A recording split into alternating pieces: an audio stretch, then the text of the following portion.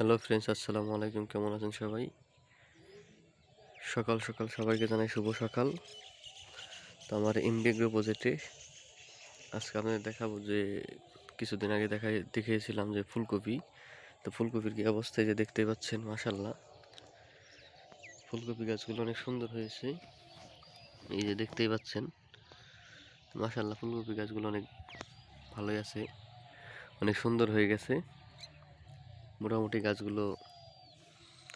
এই দেখতে পাচ্ছেন সকালবেলা শিশির ভেজা সকাল, দেখতে ভালোই লাগছে। এই যে ফুলকপিগুলো দেখতে ভালোই। তো আমার এমবিএগ্রো প্রজেক্টে অনেক কিছুরই প্রজেক্ট করা হয়েছে। এখানে ফুলকপি আছে, পেঁপে আছে, তারপর মরিচ, করল্লা, পানিলাউ, অনেক কিছুই। এই যে এটা হলো আমার ফুলকপির প্রজেক্ট।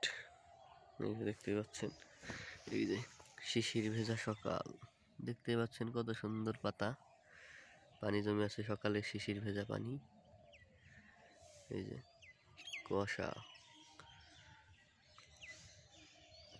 তো এইটা হলো আমার ফুলকপির প্রজেক্ট। এই যে দেখতেই পাচ্ছেন ফুলকপিগুলো মোটামুটি গাছগুলো ভালোই সুন্দর হয়েছে। আজকে আবার মরিচের নতুন প্রজেক্ট যেটা, ওইটা আজকে লাগানো হবে। মালচিং করা হয়েছে কালকে, আজকে মরিচগুলো লাগানো হবে। তো আমি বরাবরই সবসময় বলে থাকি আপনাদের যে কৃষিকাজটা আমার বেশ ভালো লাগে। তো আমি চাই আমার এইসব ভিডিও ছাড়ার কারণ একটাই, মানুষ যাতে কৃষির প্রতি তাদের ভালোবাসা জন্মায়, কৃষির প্রতি জানি তাদের একটা ভালোবাসা থাকে, যেন তারা কৃষির কখনো ছোট করে না দেখে। কারণ যারা কৃষিকাজ করে তাদেরকে যেন সবাই ছোট করে না দেখে, এবং কি কৃষির প্রতি ভালোবাসা থাকে।